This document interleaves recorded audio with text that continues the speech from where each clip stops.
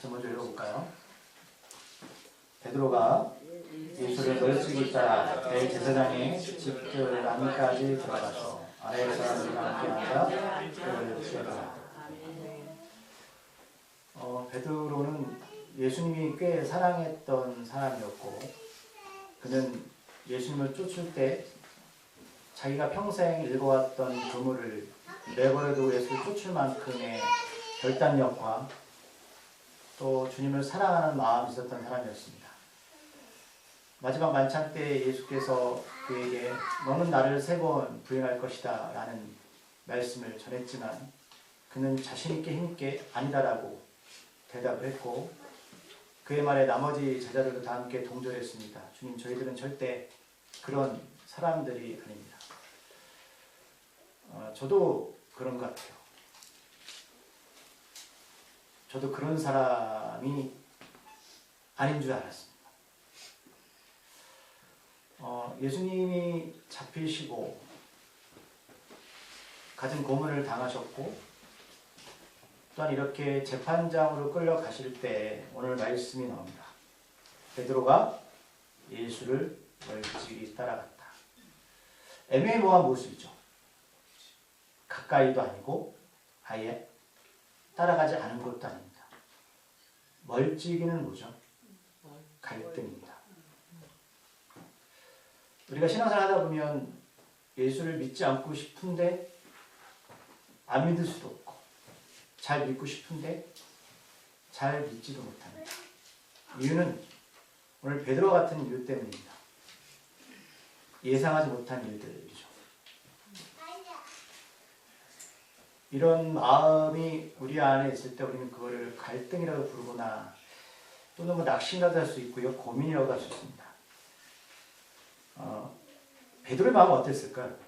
좋았을까요? 아닙니다. 그렇게 생각하지 않아요.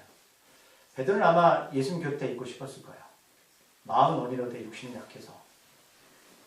내가 예수님 곁에 있다가는 당장 예수가 겪는 고통을 같이 본인이 겪기에는 용기가 나지 않았어. 그러나 또 예수를 버리기에는 지금 내가 고백했던 3년이라는 믿음의 생활이 너무나 불쌍합니다. 그가 대제사장집의 집들 안까지 들어갔다는 건 엉거중춤일 수도 있고요. 어디까지 갈까라는 고민일 수 있습니다. 그래서 불을 쬐고 있습니다. 저는 이 부분에서 생각해보세요. 이게 새벽이거든요.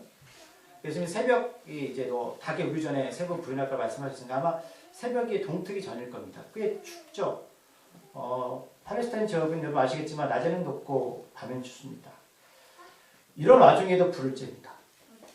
왜일까요? 추워요.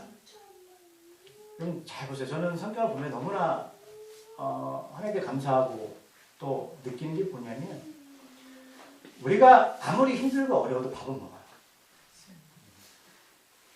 우리가 오늘 당장 죽을 것 같은데도요, 치킨 냄새가 나면 먹고 싶어요. 그건 믿음과 관계가 없는 거예요. 본능이라는 거죠. 우리 안에는 본능들입니다.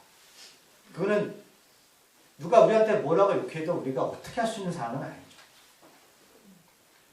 베드로는 멀찍이 예수님을 쫓아가고 대장 안까지 뜰까지 재판을 앞두고 쫓아갔지만 날씨가 추우니 사람들과 같이 불을 쬐는 이 모습을 보면서 이런 것까지 성경에 기록되어 있습니다. 하나님 도대체 우리에게 무엇을 말씀하고 싶은 거지? 라는 생각이 들었습니다. 우리는 그런 존재들입니다. 어느 때는 예수 앞에서 목숨까지도 바칠 것 같고 베드로처럼 어느 때까지는 또 예수를 버릴 것 같지만 결국 우리는 이런 환경에 지배를 당할 수밖에 없고 또 추우면 불을 뗄 수밖에 없는 멀찍이 예수를 바라보면서 이것도 아니고 저것도 아닌 인생을 살아가는 사람들입니다. 그렇다면 여러분 하나님의 관점에서는 이런 사람들이 이쁠까요? 미울까요? 생각해 보셨어요? 이뻐요. 베드로는 3년 동안 꽤 많은 것들을 목격을 했습니다. 기적, 표적, 예수님의 사랑. 하물며 우리들은 어떻게 살아가는 것이 맞습니까? 그러면 하나님이 베드로를 버리셨습니까? 어쨌든 이런 상황이 있었고요. 오늘 보면 이제 죄를 찾기 위해서 이 무리들이 계속 추궁을 합니다. 자, 58절 말씀을 또 읽어볼게요. 우리가 그의 말을 들으니 손으로 지은 이 성전을 내가 알고 손으로 짓지 아니한 다른 성전을 사흘 동안에 지으리라 하더라 하되. 아멘.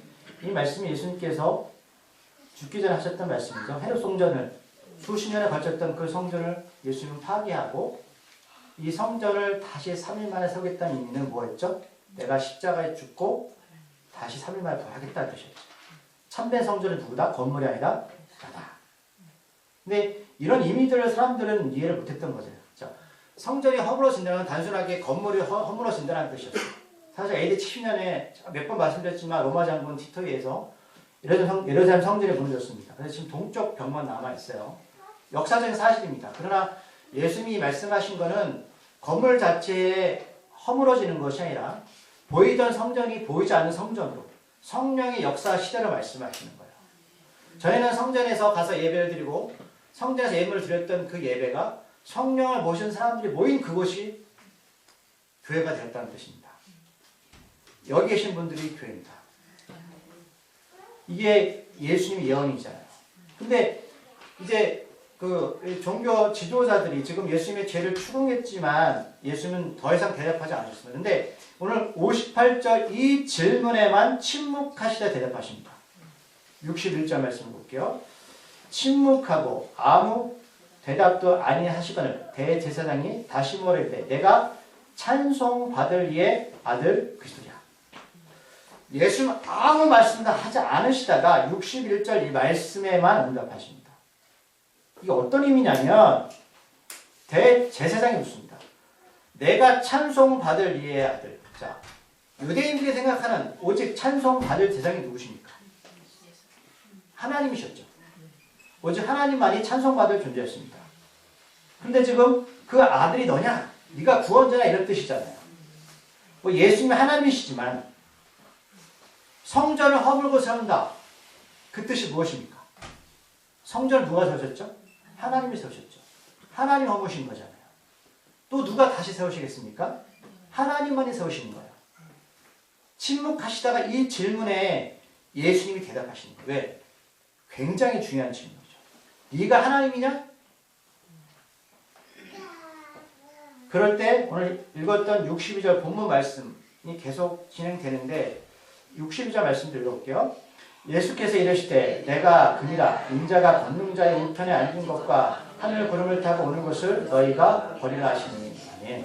자, 62절에 두 가지가 나오는데 침묵하시다가 예수님께서 두 가지를 말씀하십니다. 자, 내가 권능자 하나님의 우편에 앉는 것과 자, 이 사실이 이루어지면 우리가 어떻게 할 수 있죠? 사도행전에 스데반 기억하십니까? 스데반 집사가 복음을 전하다가 돌 맞아 죽을 때 환상으로 무엇을 보았죠? 예수님이 하나님 오른쪽에 앉아 계신 것을 봅니다. 이루어졌나요? 믿으십니까? 두 번째, 하늘 구름을 타고 오는 것을 너희가 보리라. 그러면 지금 예수님 십자가에 죽기 전입니다. 자, 말씀을 찾아볼게요. 사도행전 1장 9절 말씀 껴넣으시고요. 사도행전 1장 9절.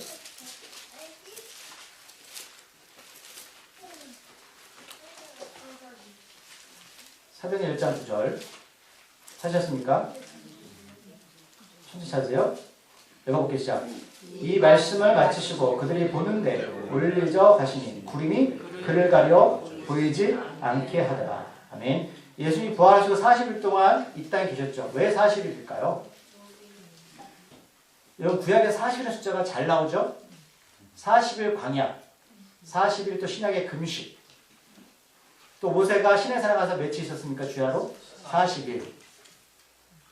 40일 동안 이 땅에 계시다가 지금 어떻게 올라가셨죠? 보는 사람들 앞에서 구름을 타고 올라가셨습니다. 오늘 읽었던 마가복음은 이 전 일이죠. 뭐라고 말씀하셨다고요? 내가 다시 하늘 구름을 타고 올 것이다. 라는 말씀은 이게 이루어졌습니다. 그렇게 오신답니다. 지금 62절 말씀은 성취된 부분도 있고 성취될 것이 남아있어요. 자, 이 말을 듣고 제사장이 자기 옷을 찢습니다. 그러면서 어떻게 우리가 더 많은 증인 요구하겠냐. 이건 자기 분노입니다. 회개하는 모습이 아니라 자기 분노.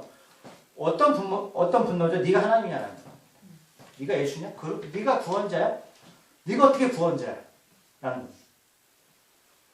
자기의 모습을 여러분 이게 있잖아요.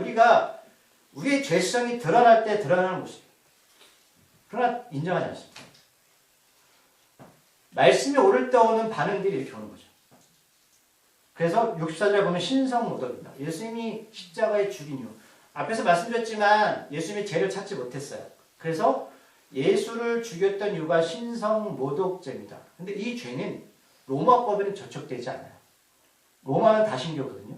그래서 빌라도가 예수를 붙잡아 왔을 때 죄가 없다고 말하는 거예요. 도덕적인 법을 어긴 적이 없다는 거죠. 그러나 유대법, 율법에는 신성모독, 하나님을 어떻게 해요? 모독했다는 거죠. 자기가 하나님이다. 예수는 하나님 맞으세요? 저는 믿으시나요? 그분이 전능자잖아요. 너희는 어떻게 생각하느냐? 보세요. 악한 것들의 특징이 뭐냐면 사람들을 동절하기 시작합니다.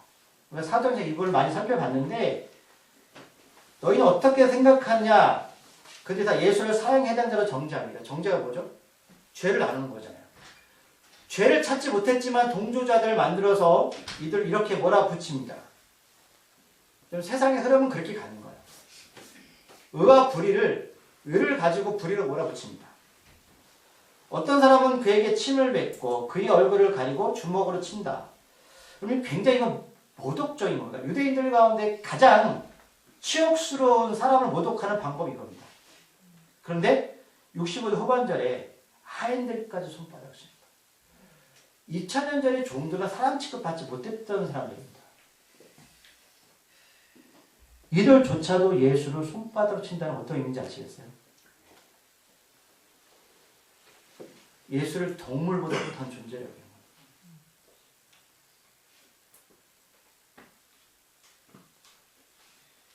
모든 사람들이, 근데 이들이 어떤 사람들이었죠? 예수한테 은혜를 받았던 사람들이 있었겠죠. 이상한 점 잘 보셔야 된다.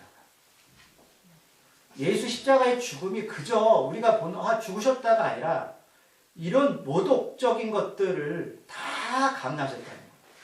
근데 하나님은 침묵하십니다. 자, 베드로는 여전히 아랫뜰에 있습니다. 오늘 본문의 이제 중심인 겁니다. 여전히 베드로는 가지 않습니다. 그 자리에 머물러 있습니다. 어디까지 내가 가야 되나? 언제쯤 가야 되나? 이런 상황들을 베드로는 목격을 했을까 안 했을까요? 그래도 가지 않습니다. 더 두려웠을 겁니다. 우리가 예수를 믿는다는 건 저는 이런 생각이 들거든요. 우리가 예수를 믿다 보면 어쩌면 여러분들 내가 어디까지 가야 되는 고민들을 하실 때가 있을 거예요. 그런데 여러분 그건 여러분 잘못이 아니에요. 사람이기 때문에 그렇습니다. 우리니까 그런 거예요. 그런데 그때 절묘하게 대제사장의 여종이 한 명이 옵니다. 여러분 보세요. 성경적 관점도 높은 사람도 아니에요. 여종. 종이면 여종이었다는 거는 이 시절에는 말씀드렸지만 그 사람들 유대인의 부류에 속한 사람도 아니에요. 종인데 여종입니다.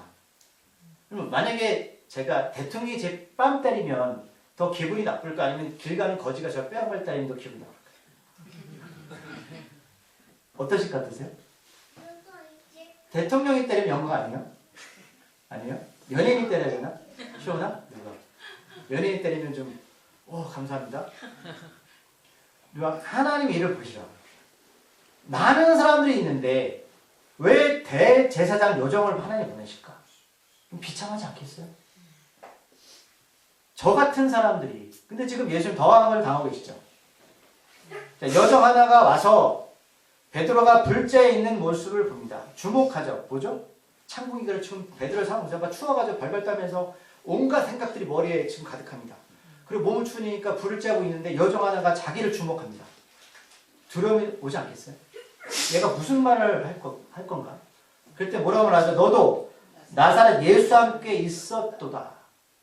그러니까 여정을 본 것 같아요. 예수와 함께 3년 동안 다녔으니까 많은 사람이 눈에 띄었을 거 아닙니까?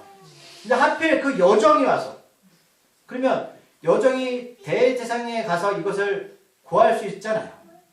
대제사장은 가장 높은 종교 지도자니 그 보잘것 요정 하나가 그 보잘것 없는 요정 하나가 지금 베드로의 마음을 더 지금 긁고 있다는 소리예요.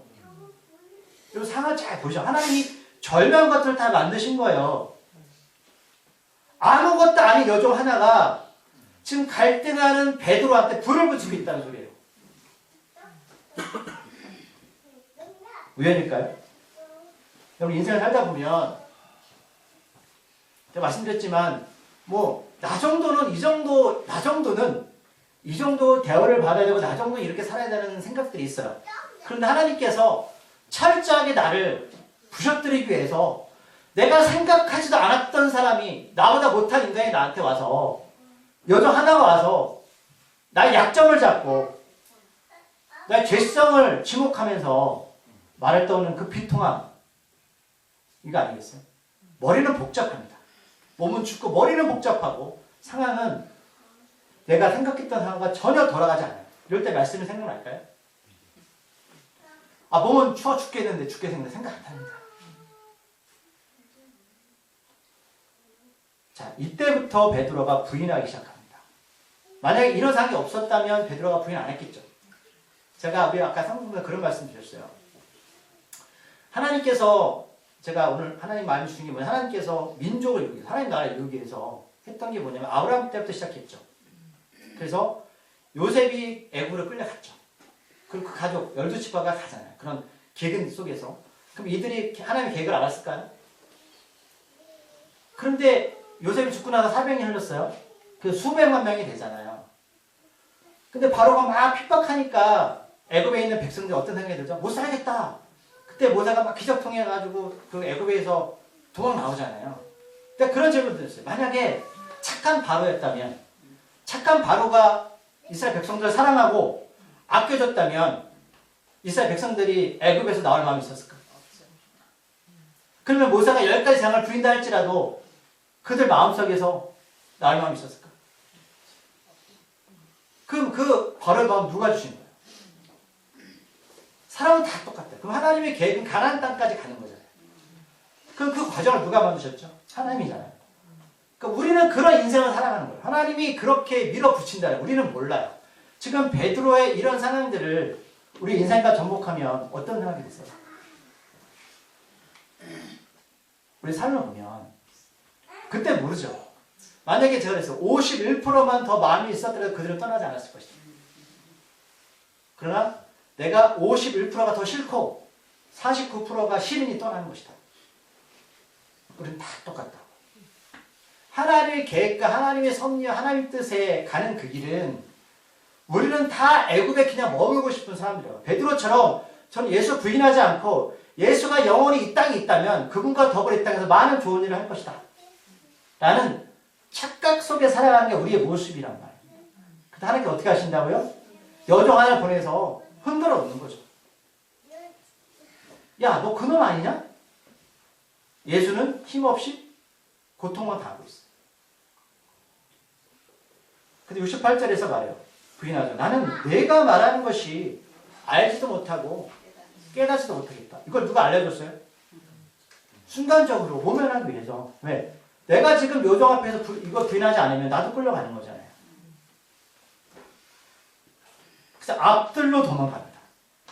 이 상황들을 보세요. 얼마나 여러분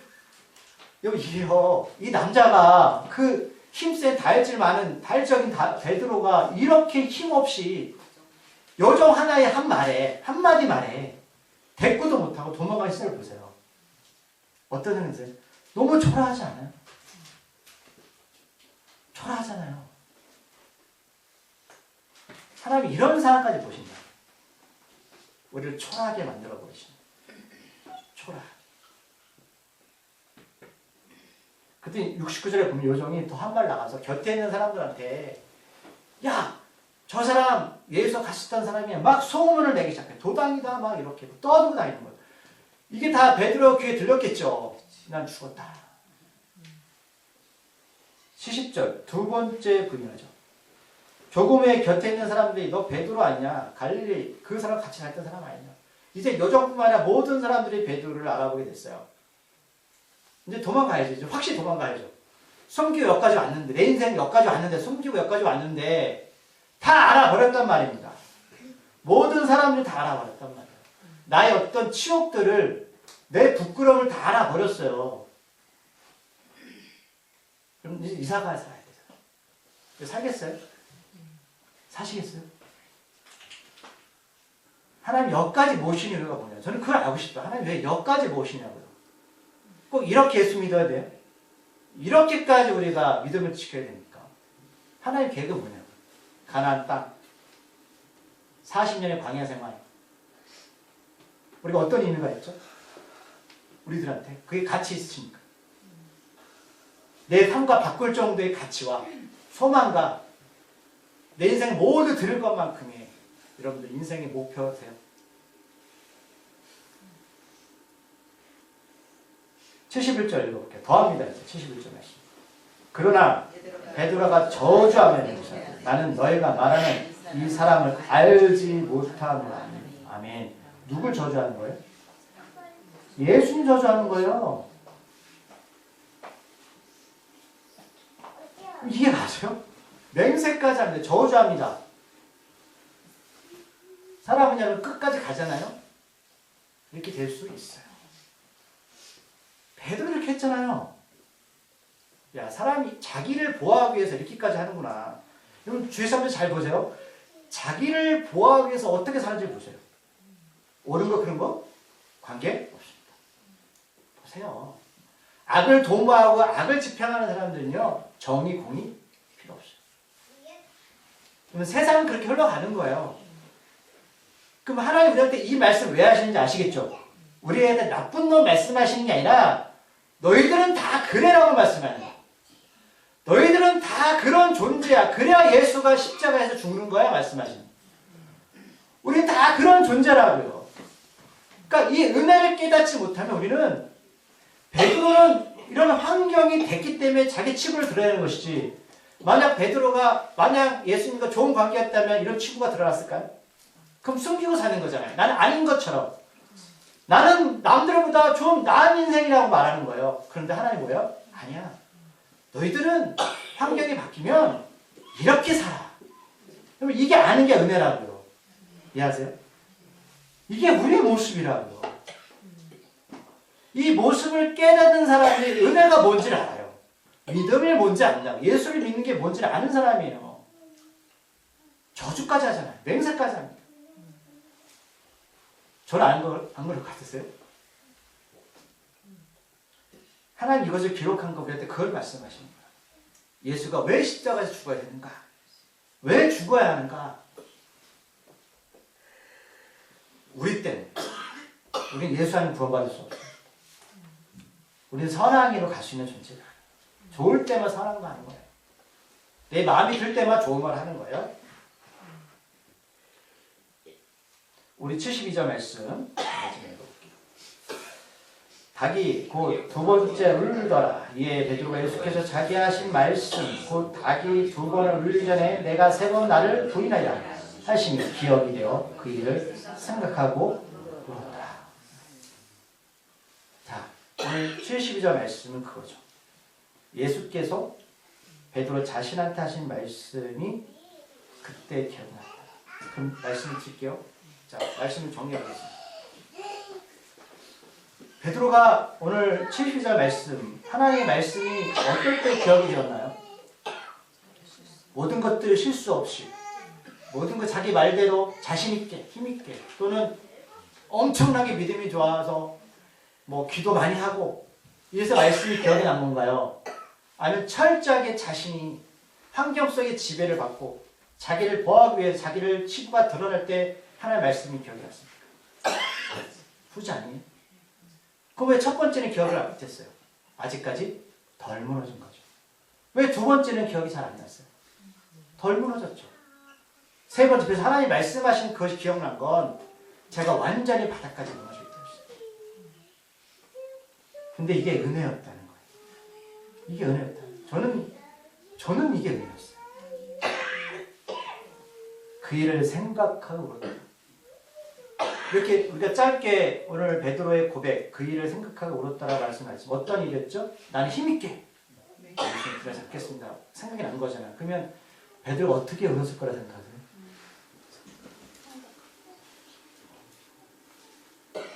가슴을 치면서 3년의 시간을 회상하면서 울었을 거예요.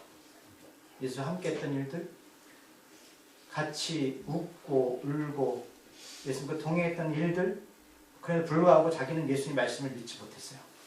너 나 3번 부인할 거야? 그러면 왜 베드로가 예수님 말씀을 부인해? 나는 그럼에도 할 수 있다라고 생각했던 거예요. 그게 무너진 거예요. 예수님 3년 동안 제자들을 같이 데리고 다닐 때 이유는 뭐세요? 너희들 할 수 있다? 아니었어요.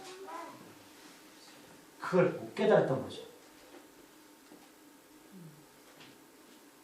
자신 있다고 생각했던 일들이 실패할 때 우리는 은혜라고 하면 모든 것이 잘 되어주고 모든 것이 내 생각대로 잘 되는 것이 은혜라고 생각할 수도 있어요. 맞아요. 저도 그렇게 살았으면 좋겠어요. 저도 실패가 없었으면 좋겠고 낙심이 없었으면 좋겠고 저의 그 본 모습이 드러나지 않았으면 좋겠어요. 왜요? 그게 저를 보호하는 일입니다. 그냥 사람들한테 존경받을 수 있고요. 사람들한테 뭔가 제가 있는 듯한 모습을 보여줄 수 있어요. 그게 제가 목회하기 편해요. 그래서 마찬가지일 거예요. 권사가 집사로서 사람들 앞에 이런 모습 보이는 거 싫어요. 어려움, 치부, 또 약점들, 왜? 사람들 늑대가 쳐서 다 달려들어요. 그런데 하나님의 관점은 그게 아니었어요. 너를 알려면 이게 필요하다. 그래서 이스라엘 백성들이 애굽에서 나올 수밖에 없었던 건 바로가 밀었기 때문이었어요. 그래야 광야로 가서 그들은 후세까지 가나안 땅에서는 축복을 받은 거예요. 72절 그 일을 생각하고 울었더라. 전 많은 생각하게 하는 장면이기도 합니다. 여전히 자신만만하다고 생각하시고 여러분 다 내려놓으세요. 네, 그리고 아니면 이런 과정을 겪으셨던 여러분 축복받은 분들이에요. 죄송합니다. 그렇게 말씀하셔서 여러분들 골방에서 우는 기억이 있으세요? 축복받으셨어요.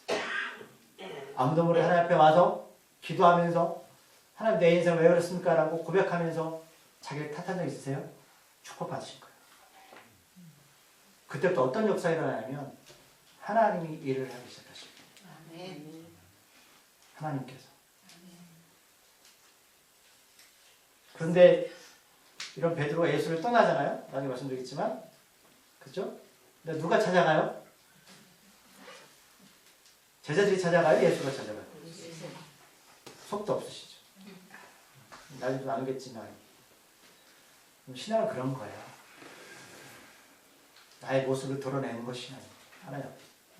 그때 비로소 은혜를 알게 됩니다.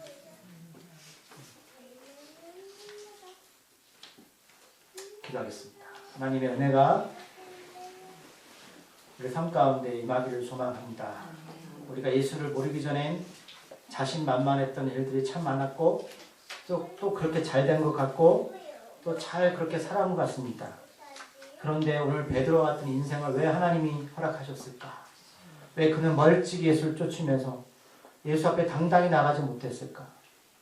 왜 3번이나 부인했을까? 근데 하나님은 베드로를 책망하지 않으십니다. 우리에게 이 말씀을 주신 건 우리가 그런 인생을 사는 인삶이기 때문입니다. 그래서 예수가 십자가에 죽으신 것입니다. 그리고 부활하신 것입니다. 우리는 이것이 은혜라는 사실을 몰랐습니다.